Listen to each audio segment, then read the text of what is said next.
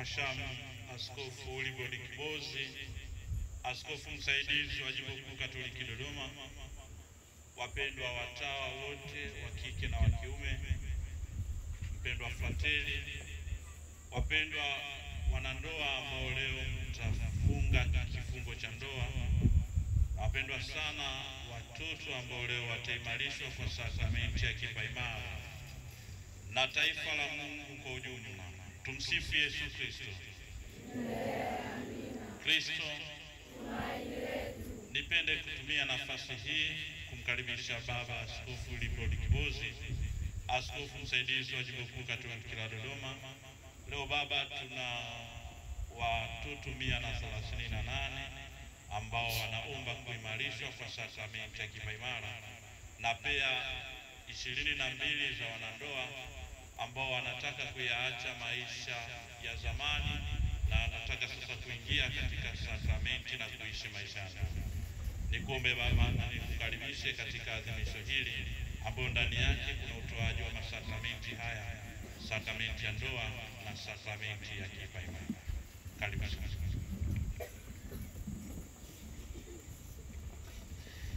Tukiwapokea ninyi nyote, kila mmoja wenu kama zawadi ya imani katika jubilei hii kuu ya imani tunayoendelea nayo, lakini pia kwa namna ya pekee tukiwapokea hawa ambao watapokea masakramenti mbalimbali siku ya leo, wanakidhi haja ya hitaji la msingi la kanisa na kuendelea kuishi, kuitetea na kuitunza imani ya kanisa letu.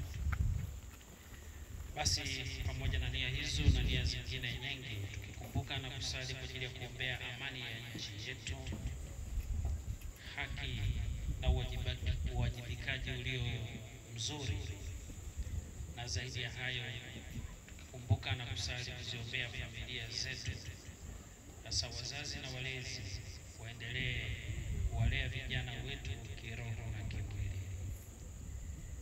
Pamoja na nia zingine, tuanze ibada hii takatifu tukikiri dhambi zetu. Namuungamia Mungu Mwenyezi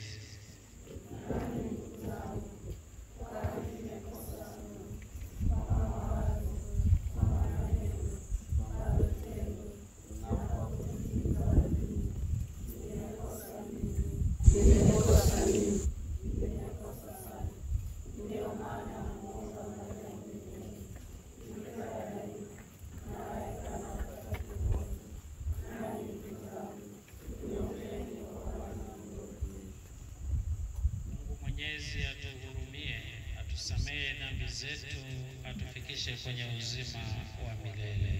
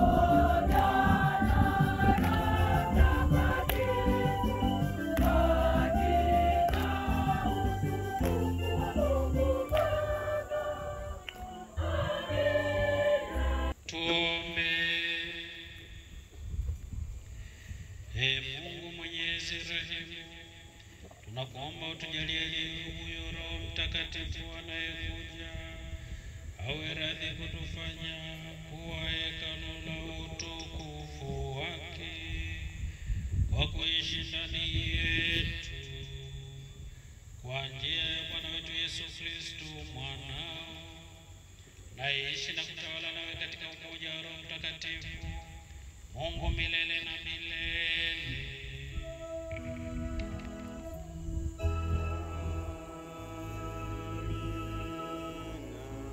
Somo la kitabu cha Nabii Malaki.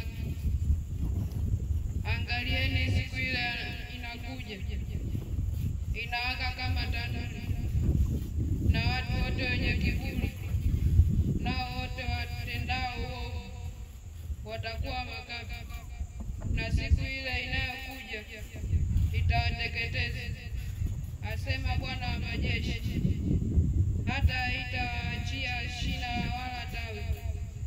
Lakini kwenu ninyi mnaoliacha jina langu, jua la haki litawazukia, lenye kuponya katika mbawa zake. Neno la Bwana.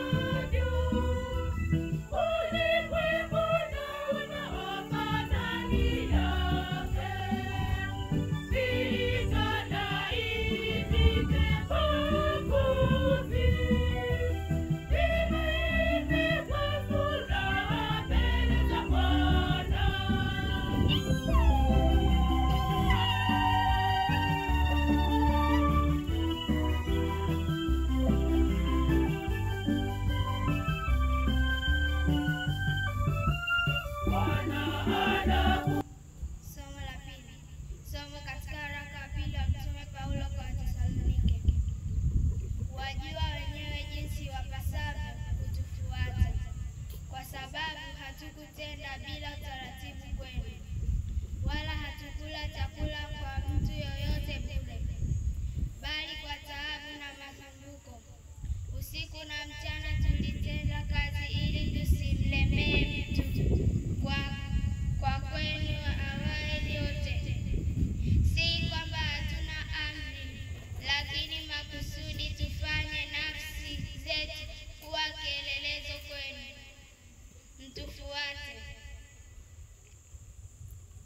Kwa kuwa hata wakati ule tulipokuwa kwenu, tuliwaagiza neno hili, kwamba ikiwa mtu hataki kufanya kazi, basi asile chakula.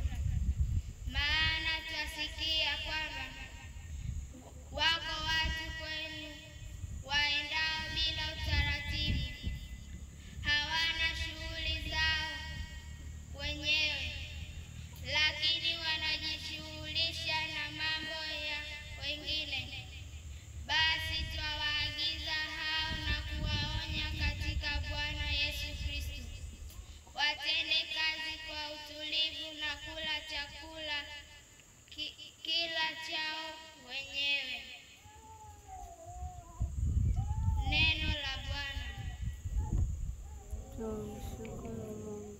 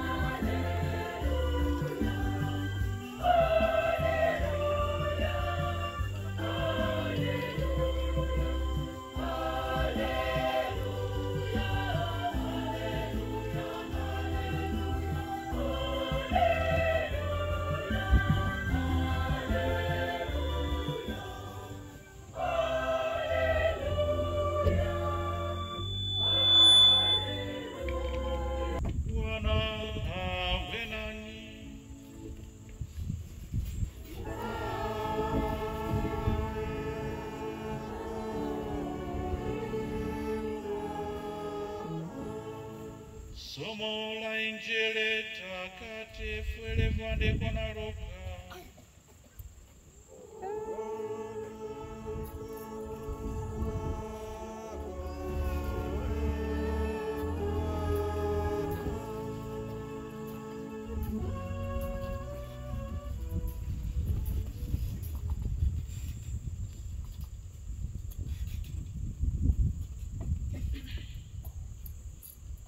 Watu kadha wa kadha walipokuwa wakiongea habari za hekalu, jinsi lilivyopambwa kwa mawe mazuri na sadaka za watu, Yesu alisema, haya mnayoyatazama, siku zitakuja ambapo halitasalia jiwe juu ya jiwe ambalo halitabomoshwa.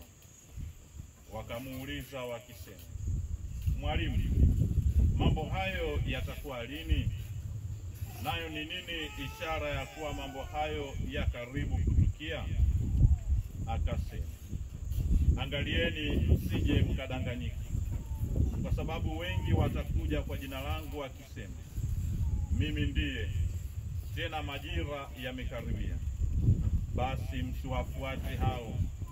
Nanyi mtakaposikia habari za vita na fitina, msitishwe, maana hayo hayana budi kutukia kwanza, lakini ule mwisho hauji upesi.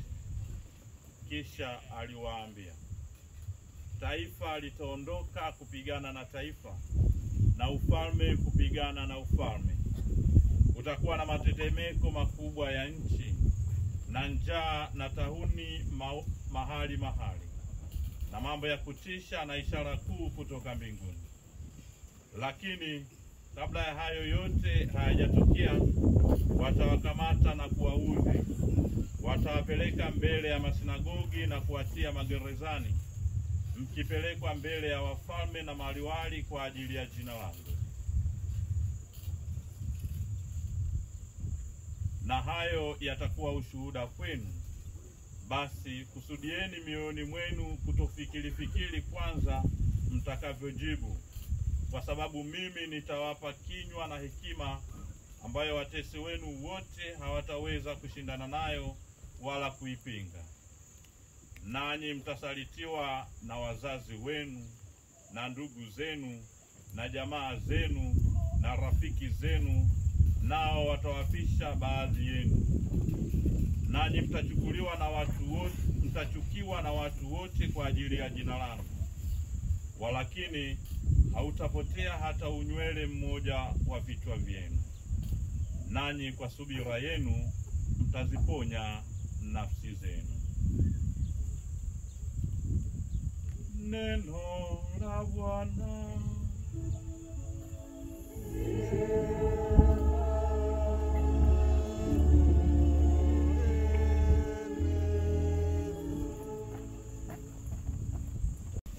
Mpendwa baba paroko, watawa wote, frateli, wanandoa, wale wote wanapiga sakramenti ya kipaimara, na waamini wote kwa ujumla, tukiwa chini ya mwamvuli wa halmashauri ya walei parokia na vyama vya kitume, Jubilei 2025. Kristo kama ilivyokuwa katika Dominika ya mwisho ile iliyopita, ambapo tulitafakari sana juu ya habari ya maisha baada ya kifo. Wazo hilo linaendelea kwa namna moja au nyingine katika Dominika hii ya leo. Kitabu cha nabii Malaki ni kati ya vitabu vya manabii wadogo ambao si udogo kwa kile kilichoandikwa, wala si udogo kwa kuonyesha kuwa hakina thamani kubwa, ila basi kutokana na vilivyokusanywa kwa pamoja, wao wanatengeneza grupu la manabii wadogo ambao wapo 12. Malaki ni kati ya manabii hao ambao wanakuja kuleta ujumbe wa Mungu kwa namna ya pekee sana katika maisha yetu. na kitabu cha Malaki ndio kitabu cha mwisho kwa upande wa Agano la Kale, ambacho sasa kinakuja kufunguliwa kitabu kipya cha Agano Jipya. Kwa hiyo kinafunga kule Agano la Kale katika mtiririko wa vitabu vyetu vya Agano la Kale, na tunapata fursa ya kuingia katika Agano Jipya. Nini ujumbe wa Malaki? Malaki anakuja kuandika wakati ambapo Israeli ilikuwa imesambaratishwa, na hasa lile hekalu lao kubwa lililojengwa na kunakishiwa kwa namna ya pekee sana, lililotengenezwa vizuri, lililopambwa kwa namna mbalimbali, sasa lilibomolewa. Lakini baadaye sasa limeanza kujengwa tena, na sasa Waisraeli wana matumaini mapya ya kuishi katika amani, haki, furaha na upendo kwa watu wote. Lakini jambo au mambo hayakuwa hivyo kama jinsi ambavyo wao walifikiri na kudhani. Hali ya utengano ilikuwa kubwa kati ya walionacho na ambao hawana, kati ya matajiri na masikini, kati ya viongozi na watawala na watawaliwa. Hali hiyo ilienda mbali zaidi mpaka kufika hata kwa makuhani, ambapo waliwatenga watu, waliwadhulumu watu, hawakuhubiri neno, wakaacha kondoo wakiwa wanateseka. Ni katika hali hiyo sasa ndipo ambapo Mungu anamtuma Malaki kuja kuleta ujumbe. Kwanza anawaambia wale wote ambao wanahangaika na kuteseka kwa ajili ya Mungu, kwa ajili ya imani, kwa ajili ya haki, kwa ajili ya upendo, pamoja katika macho ya hapa wanaonekana kuwa wanateseka, lakini hawa watapata uzima wa milele. Anawaomba wadumu katika imani ya kweli, katika upendo wa kweli na katika furaha ya kweli. Ni ujumbe ambao, lakini anawaambia wale wote wengine ambao pia wanawadhulumu wengine, wanapewa fursa nyingine ya kubadilika. Wale watawala ambao hawafanyi vizuri wanaalikwa kubadilisha mtindo wao wa utawala ili maisha yaende vizuri. Watende haki kwa wote, kila mmoja atimize wajibu wake na haki apewe, kwa sababu yeyote anayetimiza wajibu wa haki yake pia anastahili kupewa. Sasa katika hali hiyo wana wa Israeli wakapokea ujumbe. Waliobadilika walibadilika, na ambao hawakubadilika, na ambao hawakubadilika yaliwakuta yale ambayo tayari nabii aliwaambia. Ni ujumbe ambao wanatupatia hata sisi leo katika parokia yetu, katika familia zetu, katika maisha ya kawaida kabisa ya jamii tunayoishi. Tuwe watu wa kutenda haki na kutimiza wajibu. Haya mazuri yote tunayoyaona, yawe katika familia, yawe katika jumuiya, yawe katika parokia, tusipokuwa watu wa kutenda haki, yatasambaratishwa kama jinsi ambavyo hekalu la Yerusalemu lilivyobomolewa likatolewa. Tukiruhusu uovu uingie kuanzia katika ngazi ya familia zetu, basi tuhakikishe wazi kuwa tumeingiza kitu kibaya kitakachotuumiza na kutusambaratisha. Tumwombe Mungu huruma yake na tubadilike, kuanzia sisi na mpaka viongozi wakubwa kabisa. Tulete amani, furaha, upendo na haki kwa watu wote. Katika somo la pili likiwa naongelea hiyo habari, Yesu alipokuja na wakina Paulo walihubiri habari ya kuwa Kristo atakuja mara ya pili. Kutokana na mahubiri hayo, waliambiwa watu wawe tayari wakati wote, yani wajiandae kwa ujio wa pili wa Bwana wetu Yesu Kristo. Kwa hiyo barua ya Wathesalonike inataka kujibu, au Paulo anawaandikia Wathesalonike ambao wamelipokea neno vibaya. Katika jamii ile yaligawanyika makundi mawili. Kuna kundi ambalo lenyewe lilibaki katika imani ya kweli kumsubiri Kristo atakapokuja. Na kwa kufanya hivyo waliendelea kusali, waliendelea kufanya kazi, na na wakaendelea kufanya kila kitu ambacho kinatakiwa ili kumpokea huyo Kristo atakapokuja. Lakini wakatokea watu wa kufundisha uongo tu, wakasema, bwana, huyo Kristo mbona tumemsubiri sana na wala haonekani? Hakuna sababu ya kuendelea kufanya hayo ambayo tunaambiwa tuyafanye. Kwa hiyo wakaanza kuishi kila mmoja na alivyopenda.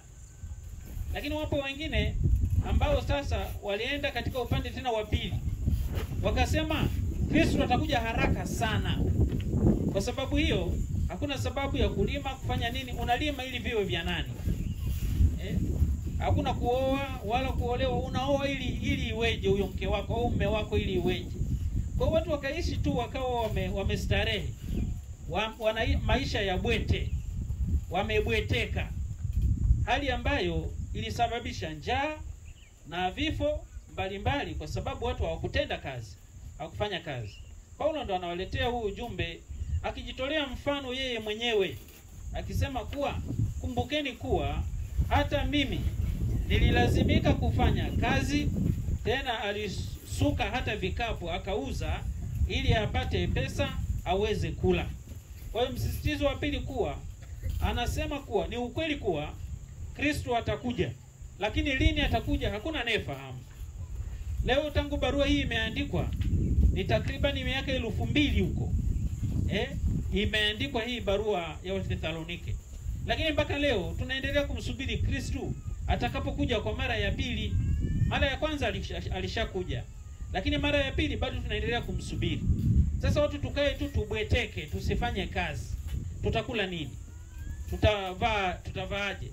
Maisha mengine yatakwendaje? Watoto wetu watakwendaje shule? Kwa hiyo Paulo anasisitiza juu ya habari ya kufanya kazi. Na hili lituguse hata sisi. Pamoja na kuwa katika mazingira yetu tunalima msimu mmoja, lakini wakati ambapo hatuna kilimo, tufanye shughuli zingine za kutupatia kipato. Sio tu tusubiri mvua itakaponyesha ndio tulime. Hilo ni sawa, lazima tufanye hivyo.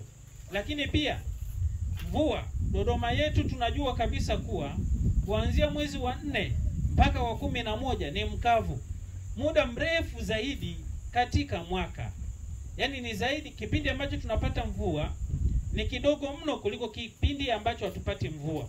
Kwa hiyo mtu ambaye anajikita maisha yake katika kutegemea tu mvua ndio alime, ale, avae, afanye na shughuli zingine za maendeleo, atakuwa amekwama. Huyu aguswa na ujumbe wa Paulo ule aliowaandikia Wathesalonike, fanyeni kazi. Sasa kuna mambo mengi ya kufanya kipindi cha kiangazi. Mnaweza mkaangalia, mnaleta vitu huko watu wanauza, mnaenda mnatafuta nani, kuchimba hata chumvi huko. Kuna vishughuli vingi vidogo vizuri vya kupata kipato. Fanyeni hivyo, msitegemee tu mvua inyeshe mlime ndio muuze, mfanye maendeleo yenu na chakula. Mtakufa kama Paulo alivyosema. Kwa hiyo tujitahidi kufanya kazi. Tusiwe na maisha ya bwete, yani kubweteka. Tufanye kazi, kazi iliyo halali, kwa sababu Paulo anasema hata yeye alilazimika kufanya kazi ndio akala, na akatoa amri asiyefanya kazi na asile. Sasa tukisema wale wote ambao hawafanyi lolote kuanzia mwezi wa 5 mpaka mwezi wa 11 mwishoni wasile chakula, wangapi wangeishi hapa? Wangapi wangeishi hapa? Kwa sababu ni kipindi ambacho tunaishi tu, tumekaa tunaangalia tu. Lazima tufanye kazi. Tukitaka maendeleo tufanye kazi, tusiangalie tu jicho hilo moja.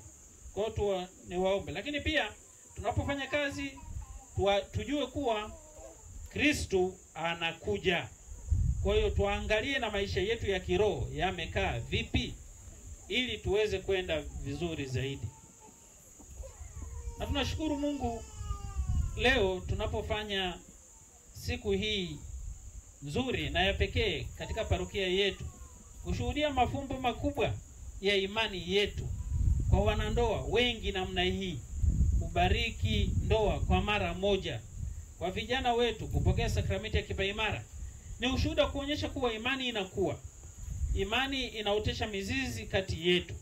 Kwa ni jukumu letu kuendelea kusali, kuiishi na kuitetea imani hiyo, lakini pia kuihubiri imani hiyo kwa matendo kwa watu wengine ambao wako mbali, ili na wenyewe waguswe na wakaja kwetu ushiriki pamoja nasi kuwa sehemu ya kanisa letu.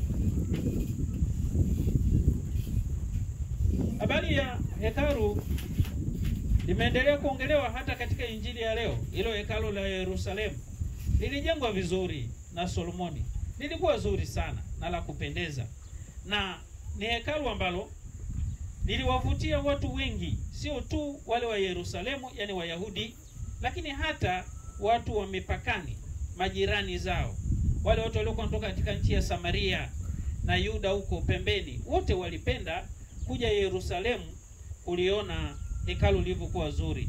Lakini pia na zaidi ya hayo, walikuja kutolea sadaka zao, kwa sababu ndipo ambapo sadaka zilikuwa zinatolewa. Wakatolea sadaka zao na Mungu akapokea sadaka zao, akawafanikishia mipango yao. Yesu anawaambia hawa sasa wanaomsikiliza kuwa hayo mnayoyaona hayo, hilo hekalu hilo, itafika wakati alitasalia jiwe juu ya jiwe. Manake anawataka wale Wayahudi watengeneze mahekalu yanayodumu milele, yani kutengeneza mioyo yao, imani yao, pendo wao, wakifikiria kuwa juu ya maisha ya baadaye, sio maisha ya hapa duniani ambayo ni mafupi na yanapita. Sasa kwa mfano huo ndio mfano ambao watu wanaishi au leo tunapoadhimisha masakramenti haya. Ni washukuru na kuwapongeza wote ambao mmeamua kufanya maagano matakatifu ya ndoa. Mimi sielewi kwa nini watu wanakaa miaka 3, 4, 5, wanazaa mtoto wa kwanza, wa pili, wa tatu, bado tu wanaangaliana, hawataki kuingia katika sakramenti ya ndoa. Wengine wanaogopa eti kwa sababu ya gharama. Sakramenti ya ndoa sio sherehe. Sakramenti katika kanisa ni swala la imani, ni maisha yetu, ni makuzi yetu, ni hatua, ni safari ya kumwendea Mungu. Sakramenti yoyote inatuweka karibu na Mungu. Anayepokea sakramenti katika kanisa anakuwa karibu na Mungu, anaongea na Mungu, anapatana na Mungu, anapanga na Mungu. Kwa hiyo tuthamini kwanza hilo kabla ya kufikiria habari ya sherehe. Sherehe kubwa tunapaswa kuiangalia ni hiyo ya huko mbinguni. Na hivyo watu wote ambao bado wanaishi katika hilo tunaloliita uchumba, lakini sio uchumba. Uchumba, watu wanaishije uchumba? Wana watoto 4 wako uchumba tu, anakuja na 5 eti sisi wachumba, wa 6 sisi wachumba. Hakuna uchumba wa namna hiyo. Amueni kuungana na Mungu. Sakramenti zinaleta neema, zinaleta baraka, zinaleta nguvu, zinaleta haki, zinaleta amani, zinaleta mapatano katika familia. Sakramenti zinawasaidia kutembea pamoja, kukua pamoja na kuenda pamoja katika lile lengo ambalo Mungu ametupangia. Kwa tuone umuhimu na thamani ya kubariki ndoa zetu na vijana kufunga ndoa kabla ya kuingia katika maisha ya ukakasi ya kuishi nje ya masakramenti. Tayari katika jimbo letu tumetoa kitabu cha mwelekeo ambacho kinaelezea na kinabainisha taratibu zote za msingi za mtu anayepaswa kupokea na kushiriki katika masakramenti mbalimbali. Na kwa hakika yeyote ambaye anakwenda kinyume na taratibu hizo, sio kwamba kanisa limemtenga, ila yeye kalitenga kanisa, kwa sababu tayari taratibu zimetolewa na inabidi zifuatwe. Kwa hiyo anayeamua kulitenga kanisa anaamua mwenyewe. Na moja kati ya mambo ambayo watu wanaamua kulitenga kanisa ni kutokushiriki katika masakramenti, kutoshiriki katika mikutano mbalimbali ya imani, kutokushiriki kwenye semina mbalimbali, kwenye jumuiya ndogo ndogo huko, kutokufanya matendo ya huruma. Haya ndiyo ambayo yanamweka mtu mbali na masakramenti na yanamfanya mtu aseme kuwa ametengwa na kanisa, lakini sio kuwa kanisa linatenga mtu, ila mtu ndiyo anajitenga na kanisa. Kwa wanachikopelo, tuone thamani ya kurudia masakramenti yetu. Kwa mfano wa hizi pea zinazobariki ndoa leo, tuige mfano. Sakramenti ni ujasiri, ni nguvu. Kwa hiyo tuige mfano wao. Lakini sio tu swala la kuwa fashion kufunga ndoa, ila mtapaswa kuishi maisha ya ndoa. Na maisha ya ndoa maana yake ni kupendana, kuheshimiana na kuthaminiana siku zote za maisha yenu. Kila mmoja aone sababu na umuhimu wa kumpenda mwenzake, kumheshimu mwenzake na kumthamini mwenzake. Haya ndio maisha ya ndoa. Mengine yanayofuata hapo ni ziada, kama kupata watoto. Watoto ni zawadi ambayo inatokana na tunda la ndoa. Sasa wengi tunakimbilia tupate kwanza zawadi kabla ya sakramenti yenyewe ya ndoa, yani kabla ya maisha ya ndoa, yani kupendana na kuheshimiana na kuthaminiana. Kwa tuone umuhimu wa kujitahidi sana. Wale wenzangu ambao bado, tujitahidi tufanye hivyo.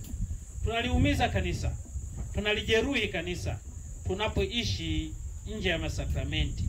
Tunashindwa kupanga mipango yetu, tunashindwa kupata viongozi wazuri, tunashindwa kukimbiliana katika mambo mbalimbali ya kiimani kwa sababu tunakuwa nje ya imani. Nanyi wana ambao mnapokea sakramenti ya kipaimara leo, jitahidini kutembea pamoja kama jeshi, lakini heshimuni na mthamini nguvu kubwa ambayo mmepewa hii ya kushiriki mafumbo makubwa haya ya imani. Sasa kwa sababu mnashiriki na mnaitwa askari wa kuyatetea hayo mnayoyashiriki, kuweni mfano wa kwanza na wa kuambia wenzenu kwa matendo yenu, yani mnayoyaishi ninyi yaonekane kuwa mnayaishi kiimani. Sio tu swala la kupokea sakramenti alafu basi. Swala la kupokea sakramenti na kuendelea kuishi katika masakramenti. Kwa hiyo tuwaone mkisali, tuwaone mkifanya matendo ya huruma, tuwaone mkienda kwenye jumuiya, tuwaone mkiwasaidia wenye shida, tuwaone mkifanya mambo yaliyo mazuri, lakini na kuishi maadili ya kweli. Tuwaone pia mkijitahidi sana katika masomo yenu ili muweze kufanikiwa vizuri na muweze kuyatengeneza vizuri maisha yenu. Tumsifu Yesu Kristo. Na sasa yatafuata maadhimisho ya masakramenti, na tutaanza na sakramenti ya kipaimara. Ndugu zangu waamini wapya, mmezaliwa upya katika Ukristo kwa kufanya viungo vyake na vya taifa lake na la kikuhani.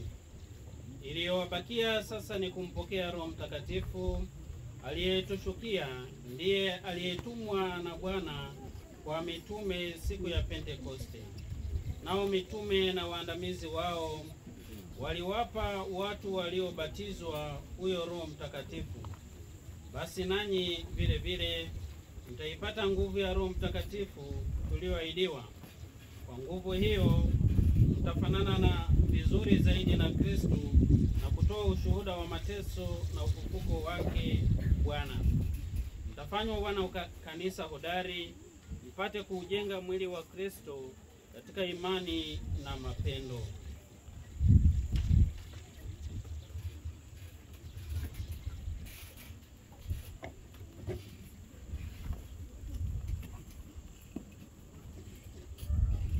Kwa sababu hatutarudia tena tendo la kukiri imani, niwaombe wote tusimame na turudie, tukumbuke ahadi zetu tulizoziweka nyakati hizo za nyuma.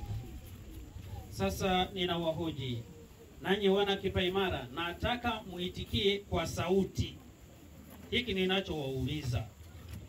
Sawa eh?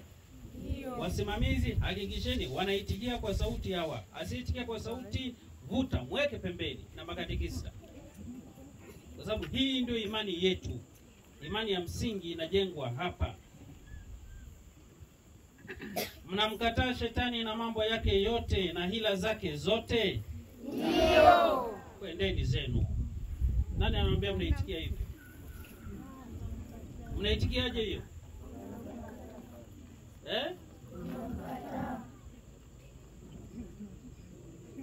Mnamkataa shetani na mambo yake yote na hila zake zote? Mnamkataa. Peke yako. Wewe utamkuwa unamkataa, mwenzako anamtaka shetani. Sema ninamkataa mimi. Sawa eh? Ndio. Wakati Kristo tunaelewana. Nikija mwaka mwingine sitaki hii biashara eh. Narudia. Mnamkataa shetani na mambo yake yote na hila zake zote? Mnamkataa. Mnielewe. Sema ninamkataa. Haya wote kanisa sema ninamkataa. Ninamkataa. Narudia mara ya mwisho. Na sitarudia tena. Nikikosea kwa heri. Mnamkataa shetani na mambo yake yote na hila zake zote? Ninamkataa. Mnasadiki kwa Mungu Baba Mwenyezi, muumba wa mbingu na dunia? Mnasadiki. Mnasadiki kwa Yesu Kristo mwanaye wa pekee Bwana wetu, aliyezaliwa na Bikira Maria, akateswa, akafa, akazikwa, akafufuka katika wafu, ameketi kuume kwa Baba? Mnasadiki. Mnasadiki kwa Roho Mtakatifu, Bwana mleta uzima, mtakayepewa leo kwa namna ya pekee kwa njia ya sakramenti ya kipaimara, kama walivyopewa mitume siku ya Pentekoste? Mnasadiki. Ili nauliza kanisa zima jamani. Vipi? Mnasadiki kwa kanisa Katoliki, ushirika wa watakatifu, maondoleo ya dhambi, ufufuko wa miili na uzima wa milele? Mnasadiki. Hii ndio imani yetu, hii ndio imani ya kanisa Katoliki ambayo tunaona fahari kuiungama katika Bwana wetu Yesu Kristo. Sasa niwaombe wengine wote mketi, lakini na ninyi wasimamizi pige. Sasa tunaenda kuombea nguvu ya Roho Mtakatifu. Ninyi mnaopokea sakramenti kipaimara nisikilizeni. Tunaenda kuwaombea nguvu ya Roho Mtakatifu. Tutakapowanyosheni mikono na sisi tutakapokuwa kimya, na ninyi jiombeeni huyo Roho Mtakatifu. Usipojiombea upati. Hata kama tunakupaka mafuta, itakuwa hivi tu. Yaani lazima ujiombee wewe ili aje kweli akuletee mabadiliko ndani mwako. Sio unakaa tu unabweteka. Lazima usali ujiombee. Sawa eh? Ndiyo. Haya. Ndugu zangu, tumuombe Mungu Baba Mwenyezi kwa wema wake awashushie waamini hawa wapya Roho Mtakatifu, naye awathibitishe kwa wingi wa mapaji yake, na kwa mpako wake mtakatifu wafanane na Kristo mwana wa Mungu. Inamisheni vichwa na mwanze kujiombea wenyewe.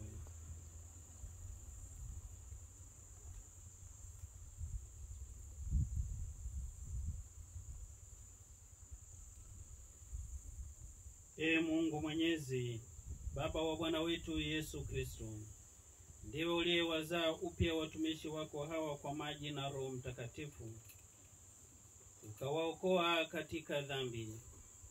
Basi Bwana, watie Roho Mtakatifu mfariji, wape yule roho wa hekima na akili, wape roho wa shauri na nguvu, roho wa elimu na ibada, wajaze roho wa uchaji wako.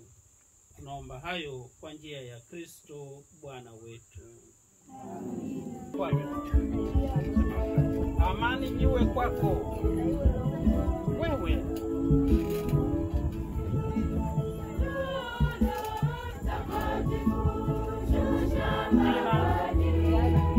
Sogea. Jana pokea muhuri wa paji la Roho Mtakatifu. Amina. Amani iwe kwako na iwe rohoni mwako.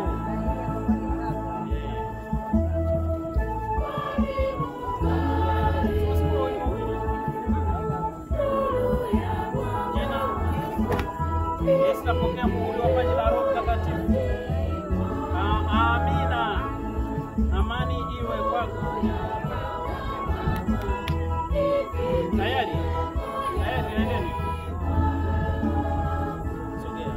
Juliana, pokea muhuri wa paji la Roho Mtakatifu. Amani iwe kwako. Mambo ya mataji hapa. Agnes, pokea muhuri wa paji la Roho Mtakatifu. Amani iwe kwako. Haraka. Pascal, pokea muhuri wa paji la Roho Mtakatifu. Amani iwe kwako.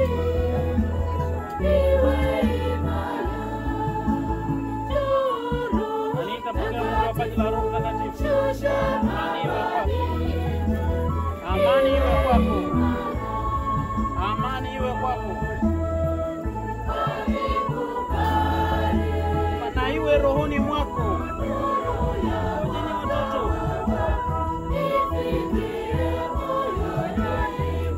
Sikasika, pokea muhuri wa paji la Roho Mtakatifu. Pokea muhuri wa paji la Roho Mtakatifu. Amani iwe kwako.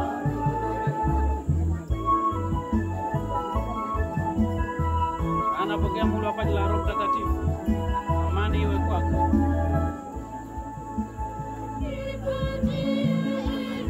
Inatakiwa nisome mimi. Nikapokea muhuri wa paji la Roho Mtakatifu. Amani iwe kwako.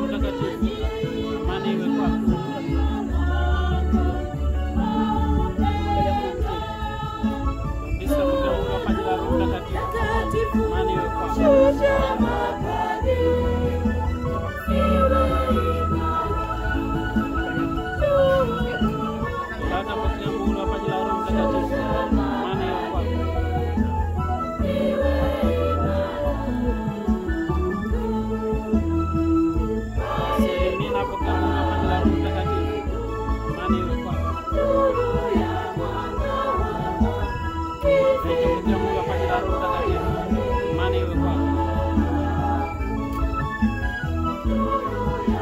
Esther, pokea Mungu kwa jina la Roho Mtakatifu. Imani iwe kwako. Yesu, pokea Mungu kwa jina la Roho Mtakatifu. Imani iwe kwako.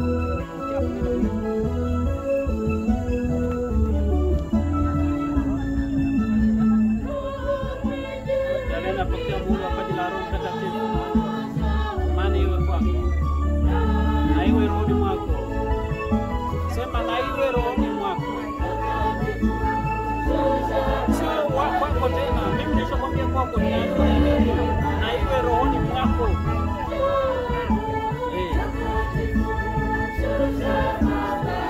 Sema pokea Mungu kwa jina la Roho Mtakatifu. Imani iwe kwako. Naomba nipokee Mungu kwa jina la Roho Mtakatifu. Sema amina kwa sauti. Imani iwe kwako.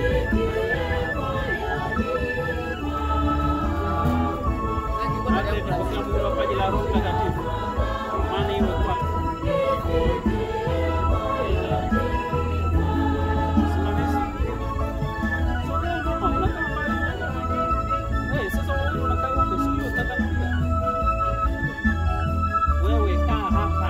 Usiweke mtu katikati.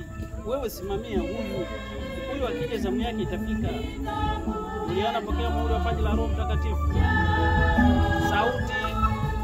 Imani iwe kwako. Sauti. Uliona, pokea Mungu kwa jina la Roho Mtakatifu. Imani iwe kwako. Yesu, pokea Mungu kwa jina la Roho Mtakatifu. Imani iwe kwako.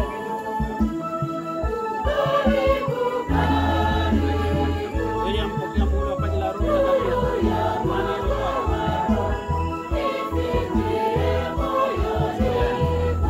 Ukasema Mungu kwa jina la Roho Mtakatifu. Imani iwe kwako. Imara limekamilika. Tunakwenda katika adhimisho la sakramenti ya ndoa. Je, mmefika kufunga ndoa pasipo shuruti? Yaani hamkulazimishwa kuja kwenye ndoa. Ni kwa hiari yenu wenyewe kwa moyo radhi? Ndio.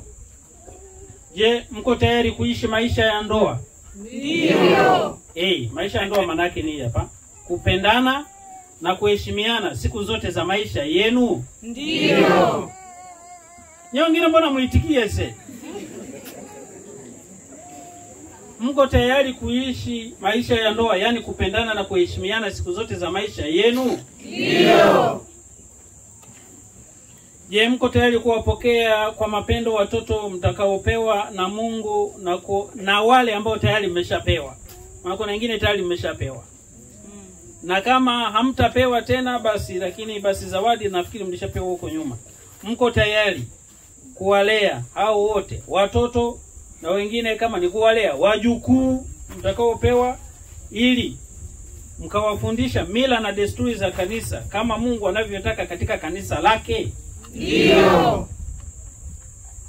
Basi kwa kuwa mkusudia kufanya maagano ya ndoa takatifu, peaneni mikono yenu ya kuume kuonesha kukubaliana kwenu mbele ya Mungu na kanisa lake.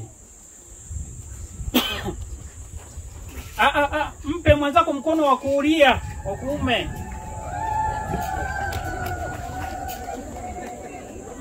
Mpe mkono wa kuume na muangaliane hivi. Yaani msiniangalie mimi.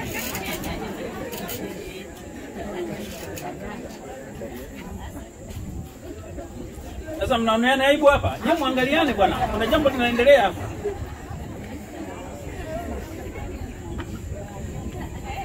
Kana sio wako huyo.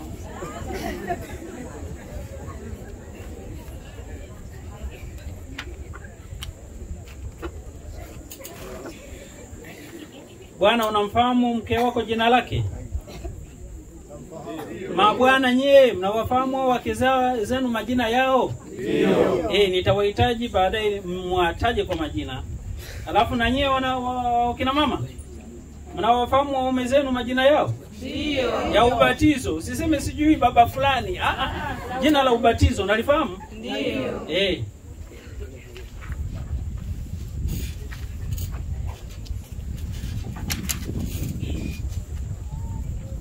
Sasa wewe bwana, taja jina la mke wako. Tajeni kwa pamoja, kila mmoja, lakini ataje jina, usije jina la mke wa mwenzako. Ana. Jeni.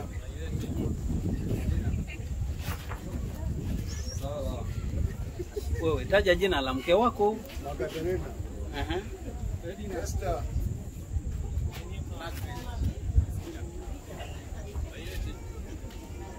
Huko Sala. Ana. mwangalie sasa, mwangaliane. Taja jina la nani, la mke. Maria. Esa. Heri. Tajeni kwa pamoja wote haya mliobaki. Ana. Loda. Jennifer. Haya.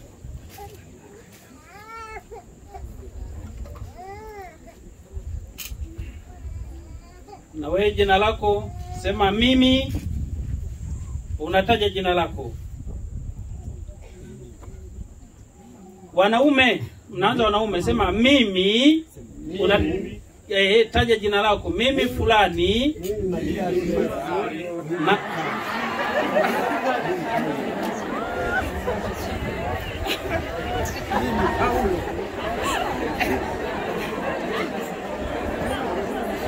Na sasa sikilizeni. Hii sehemu ya muhimu sana. Sikilizeni Unasema kwa mfano mimi naitwa Kibozi, sawa? Ninasema hivi kwa mimi Kibozi nampokea fulani mke wangu, tena naahidi, afu kumbele nitawaongoza mimi, sawa? Ile isemu ya kwanza sema kabisa wewe mwenyewe kwa pamoja. Mimi unampokea. Sema nampokea, kama ni Mariamu, kama ni Marta, kama ni Maria. Sema nampokea. Usiseme kama ni rudia, yani mke wako huyo jina lake. Sawa? Mnaelewa hapo? Mimi fulani nampokea Maria mke wangu,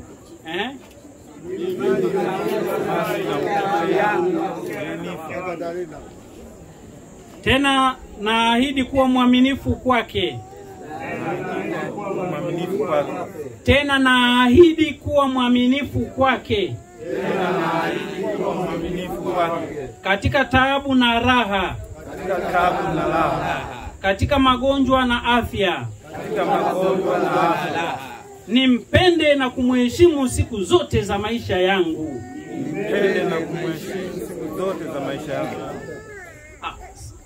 Sawa. Haya, sasa zamu yenu wakina mama. Zamu yenu mkio mmewaangalia au mashosti zenu hapa. Kwa mimi Jennifer. Nampokea. Wote mseme huko jamani. Sawa Mimi Jennifer nampokea sijui nani. Haya, nimesikia wewe kwa sababu uko hapa. Turudie hiyo. Wote kwa pamoja. Mimi Jennifer nampokea mume wangu. Nampokea.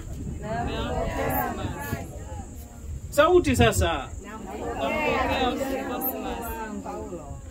Awe mume wangu. Tena naahidi kuwa mwaminifu kwake. Katika taabu na raha. Katika magonjwa na afya. Ili nimpende na kumheshimu siku zote za maisha yangu.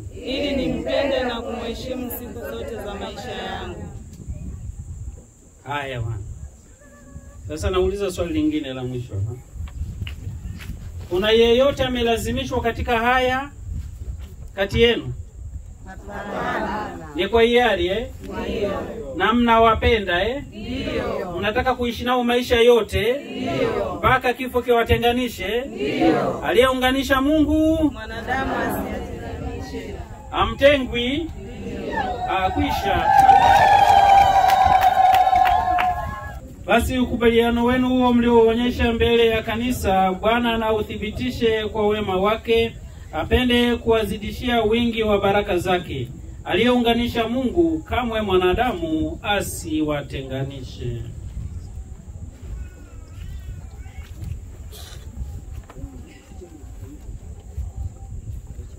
Mmoja ashike pete hapo, tunabariki pete sasa. Bariki kwa jumla hapo.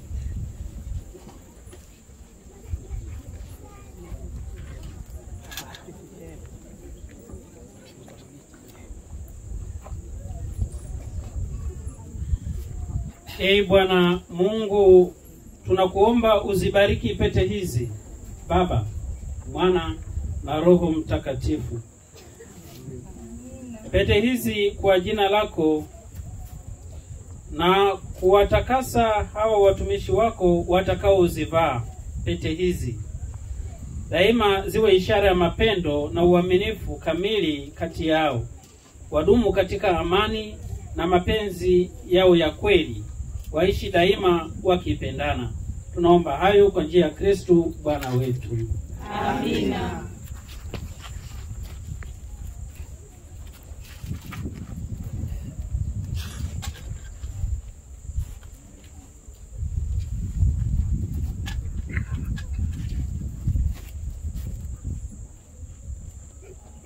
Maji amefika nyewe wenye pete?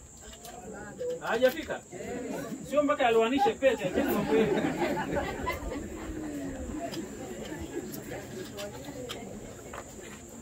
Unajua jua kali wao wanataka kuoga hapa.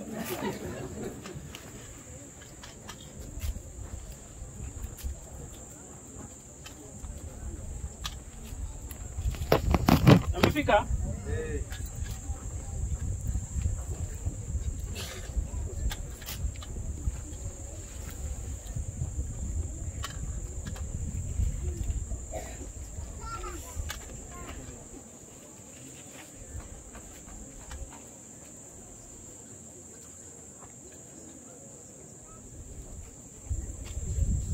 Wanaume kwanza mnaanza kuwavisha wake zenu. Muangaliane vile hivi nilivyokuwa nimewaambia hivi. Chukua pete ya mke wako wewe mwanaume. Wakike niangalieni Wakike nyanyua mkono hivi.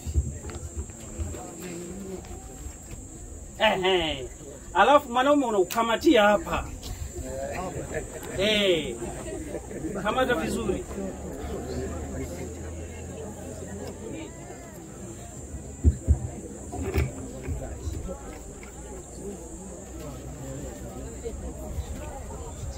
Jamani, pete inavaliwa mkono wa kulia au kushoto? Kushoto. Ameelewa Haya. Sasa hapo huwezi. Mwenzangu pokea pete hii. Mwenzangu pokea pete hii. Iwe ishara ya mapendo yangu. Iwe ishara ya mapendo yangu. Na uaminifu wangu kwako. Na uaminifu wangu kwako. Naingiza taratibu. Kwa jina la Baba na la Mwana, ingiza sasa. Na Roho Mtakatifu. Na Roho Mtakatifu. Makofi mengi.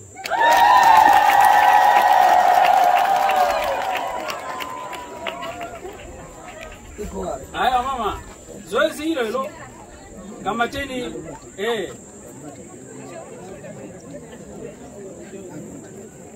Angalia kidole ukipendacho unachokifunga. Watajuana wewe waacha, watajuana tu, wametoka mbali hapa. Nyanyua. Muangalie bwana, nyie bwana vipi nyie? Yaani wewe geuka, yaani mgeukie hivyo. Jamani. Haya. Sasa ukipeleka kule juu atafikaje? Mwenzangu pokea pete hii. Mwenzangu pokea pete hii. Huwezi kuvalisha kwa mkono wa kulia ise, unamvalisha mkono wa kushoto. Valisha kwa mkono wa kulia. Yaani wewe mama wewe ulikuwa umeshika unavalisha kwa kushoto. Mimi nataka utumie mkono wa kulia kuvalisha. Mwenzangu pokea pete hii. Mwenzangu, pokea pete hii. Iwe ishara ya mapendo yangu kwako. Iwe ishara ya mapendo yangu kwako. Na uaminifu wangu kwako. Na uaminifu wangu kwako. Kwa jina la Baba. Kwa jina la Baba. Na la Mwana. Na la Mwana. Na la Roho Mtakatifu. Na la Roho Mtakatifu. Kuisha habari. Aliyeunganisha Mungu. Wanadamu wasiunganishe. Haya, geukeni kule nyuma, wapungeni watu mikono, waambieni vipo ishapiga shaba. Washangilieni. Sione wivu. Ukiona wivu njoo na wewe bariki ya kwako. Basi mpaka hapa tumefika mwisho wa sakramenti ya ndoa. Kwa maagano hayo, mkiwa bado mko hapa, tuwaalike kusali sala ya waamini. Tusimame wote.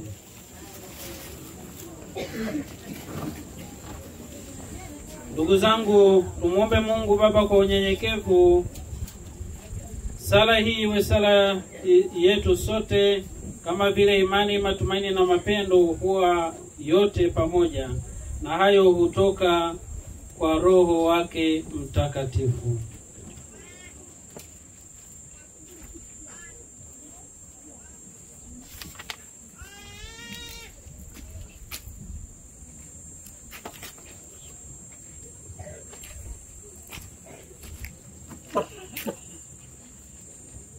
Taidikia wote tukuomba utusikie. Mungu Mwenyezi, tunaomba hawa ndugu zetu bwana na bi harusi waliounganika sasa kwa njia ya sakramenti ya ndoa, wajaliwe daima nguvu na afya. Bwana, tunakuomba utusikie. Mungu abariki agano lao kama alivyopenda kuibariki harusi ya Kana ya Galilaya. Bwana, tunakuomba utusikie. Upendo wao kamili na wenye baraka waletee amani na msaada, waweze kutoa shuhuda wa kweli wa Ukristo wao. Bwana, tunakuomba utusikie.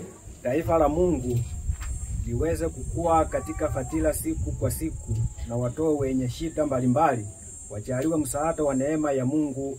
Bwana, tunakuomba utusikie. Kwa ajili ya majirani zao na wale wote walio wasaidia bwana harusi na bi harusi katika kufanikisha ndoa yao, Bwana Mungu, wajalie baraka na neema zako ili waendelee kuiombea ndoa hii iwe na hari na baraka. Bwana, tunakuomba utusikie. Watu wa ndoa wote waliopo hapa kwa nguvu ya Roho Mtakatifu waamshe ndani yao neema ya sakramenti ya ndoa, na wasiheshimu kiaminifu ndoa zao. Bwana, tunakuomba utusikie. Kwa ajili ya marehemu wa wanaharusi hawa, Mungu, wajalie uzima wa milele mbinguni. Bwana, tunakuomba utusikie. Tunaomba hayo yote kwa njia ya Kristo Bwana wetu. Amina. Matoleo wasimamizi.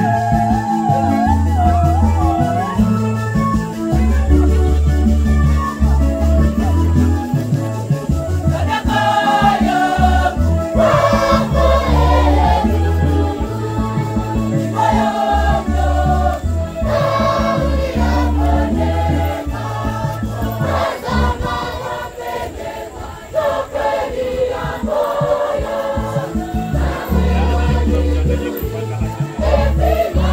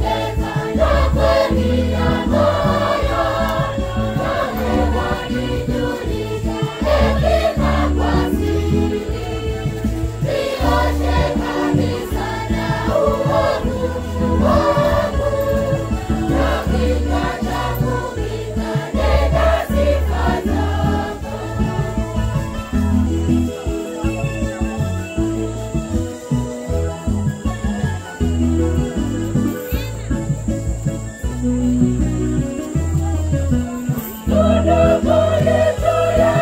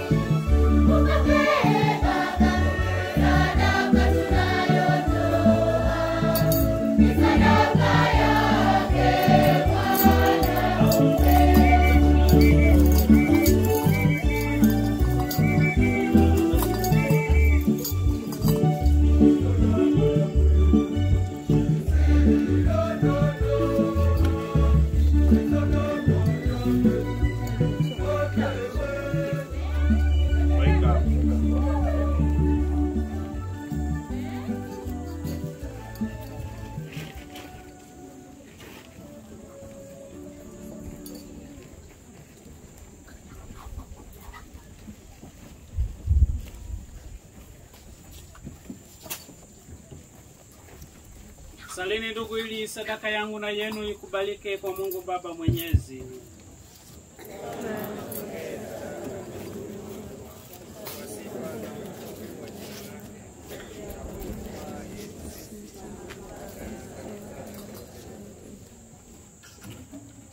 Bwana, tunakuomba uyapokee kwa rehema maombi ya watumishi wako. Wajalie wafananishwe kikamilifu zaidi na mwanao, na wazidi kumshuhudia bila kukoma, wakishiriki ukumbusho wa ukombozi wake, ambao kwa huo yeye ametustahilia roho yako, na ishi na kutawala milele na milele.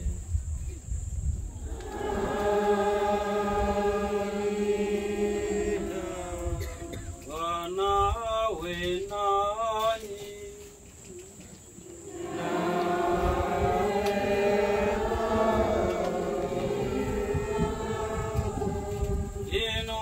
Inueni mioyo.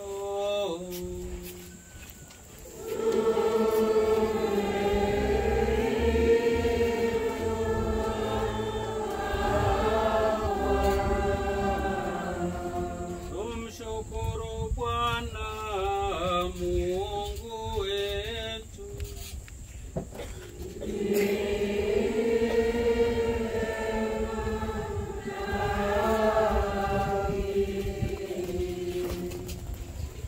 Kweli ni vema na haki, tendo la kufana la kuleta wokovu.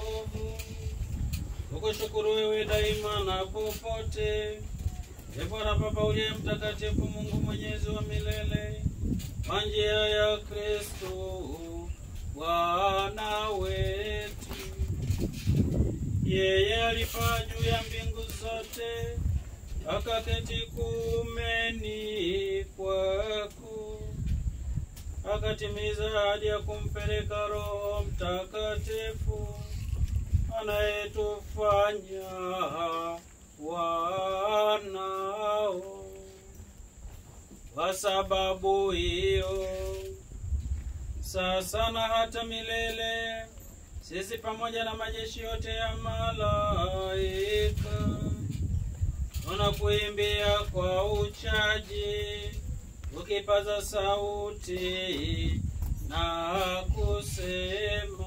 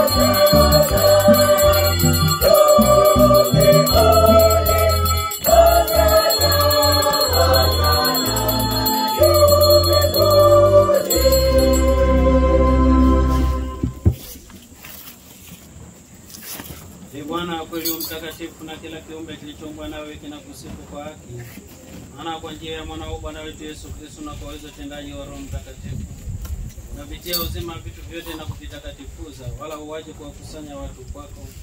Ilitoka mawe ya jua hata macho yake, dhabihu safi tolewe kwa jina lako. Basi Bwana, tunakusihi kwa unyenyekevu vipaji hivi ambavyo tumekutolea ili uvitakase, pende kuvitakatifuza kwa Roho huyo huyo, ili viwe mwili na damu ya mwanao Bwana wetu Yesu Kristo, aliyetuamuru tuadhimishe mafumbo haya. Maana yeye mwenyewe usiku ule alipotolewa alitoa mkate, akikushukuru aliubariki, akaumega na akawapa wafuasi wake akisema, twaeni mle nyote, huu ndio mwili wangu utakaotolewa kwa ajili yenu.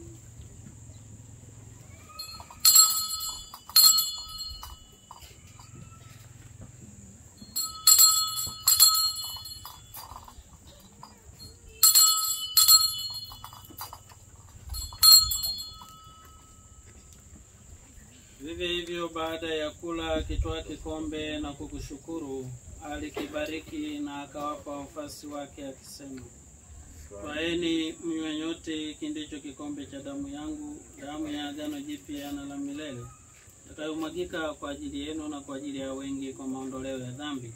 Fanyeni hivi kwa ukumbusho wangu.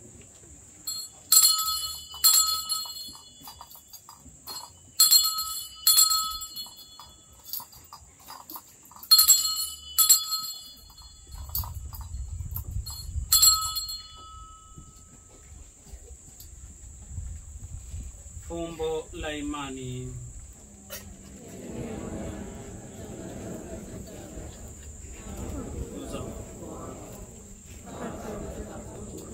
Kwa hiyo Bwana, tunapoadhimisha ukumbusho wa kifo na ufufuko, mateso ya mwanao yaletayo wokovu, pamoja na ufufuko wake wa ajabu na kupaa kwake mbinguni, na tunapotazamia ujio wake wa pili, tunakutolea kwa shukrani sadaka hii iliyo hai na takatifu.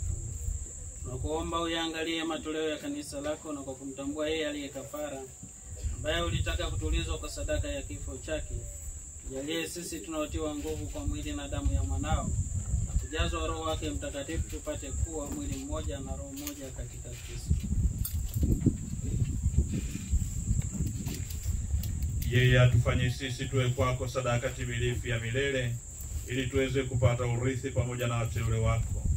Kwanza kabisa pamoja na Bikira Maria mwenye heri, mama wa Mungu na mama wa mkombozi, na Mtakatifu Yosefu mume wake huyo bikira, na mitume wako wenye heri, na mashahidi wako watukufu, pamoja na Mtakatifu Jema Galigani mwombezi na msimamizi wa jimbo letu, watakatifu somo zetu, na watakatifu wote ambao tunategemea kupata daima msaada wa maombezi yao mbele zako. Tunakuomba Bwana, huyo aliye kafara na upatanisho wetu, alete amani na wokovu duniani kote. Upende kuliimarisha katika imani na mapendo kanisa lako linalosafiri hapa duniani, pamoja na mtumishi wako Baba Mtakatifu wetu Leo wa 14, askofu wetu mkuu Beatus Kinyaia, askofu msaidizi Willibrod Kibozi, pamoja na maaskofu wote, wakleri wote, na watu wote unaowafanya kuwa taifa lako. Usikilize kwa wema sala ya jamaa hii ulioiita hapa mbele yako. Baba uliye mtakatifu, kwa huruma yako wakusanye kwako wanao wote waliotawanyika popote duniani. Uwapokee kwa wema katika ufalme wako ndugu zetu marehemu, hasa wale tunaoombea katika mwezi huu wa kuombea ndugu zetu, na wote walioaga dunia wakiwa wamekupendeza. Nasi tunatumaini kufika katika ufalme huo, ili pamoja tushibishwe milele kwa utukufu wako, kwa njia ya Kristo Bwana wetu, ambaye kwa njia yake unaujalia ulimwengu mema yote. Kwa njia yake na pamoja naye na ndani yake, wewe Mungu Baba Mwenyezi, katika umoja wa Roho Mtakatifu, unapata heshima yote na utukufu milele na milele.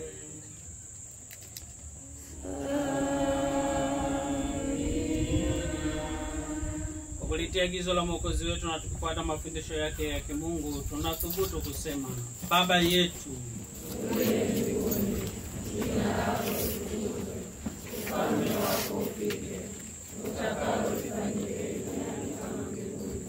Utupe leo mkate wetu wa kila siku. Utusamehe makosa yetu kama tunavyowasamehe wasiotukosea.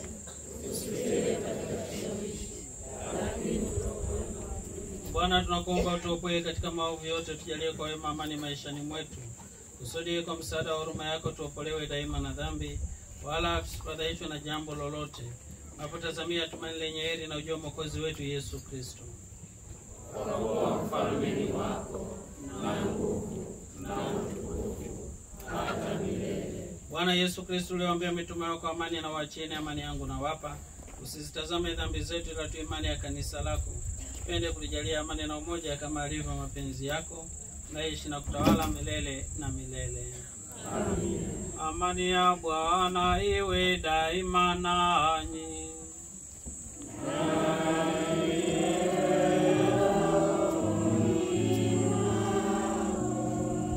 Mpeane amani.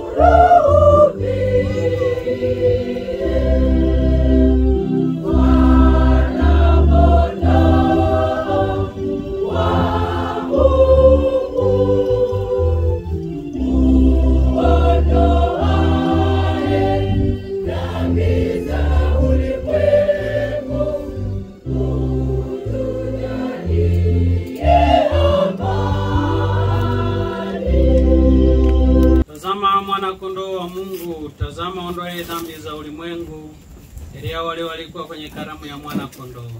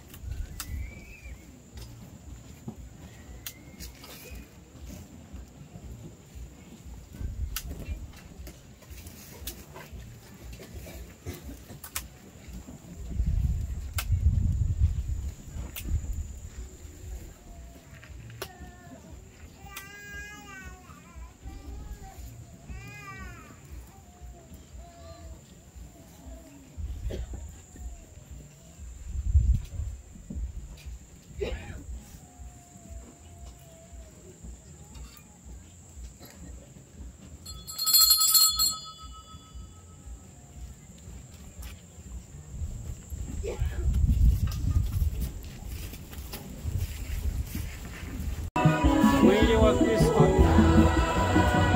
mwili wa Kristo, mwili wa Kristo, mwili wa Kristo, mwili wa Kristo. Sogea. Mwili wa Kristo.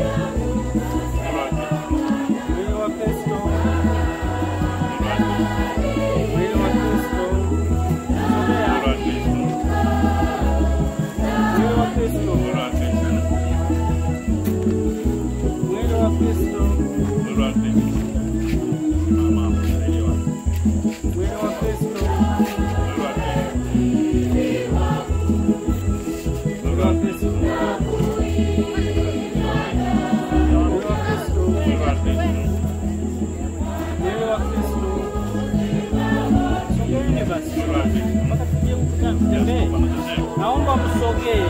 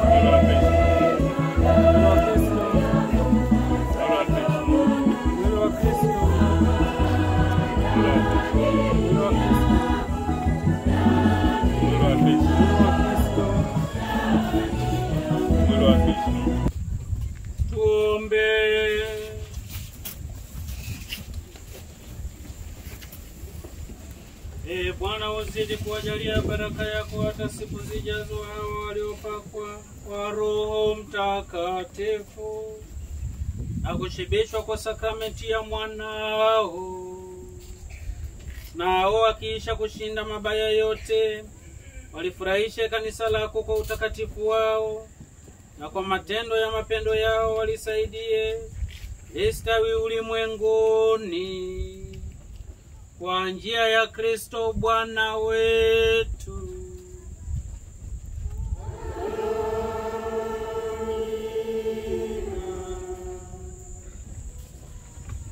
Tusimame na tuinamishe vichwa kwa ajili ya kupata baraka. Bwana awe nanyi.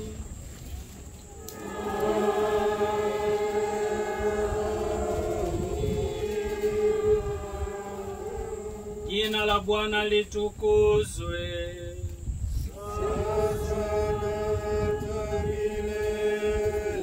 Msaada wetu katika jina la Bwana.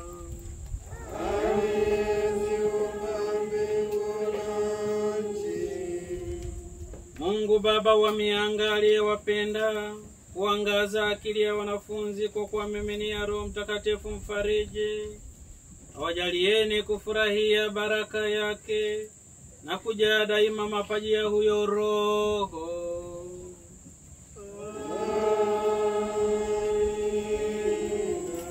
Moto ule wa ajabu ulioonekana juu ya wanafunzi uitakase mioyo yenu na kila uovu, na kuifanya iangaze kwa kuimiminia nuru yake.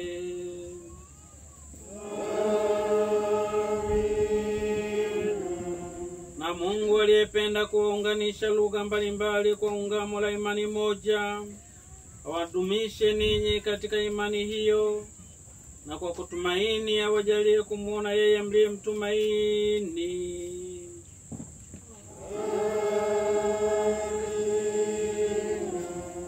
Na baraka yake Mungu Mwenyezi, ya Baba na Mwana na Roho Mtakatifu, iwashukie na kukaa nanyi daima.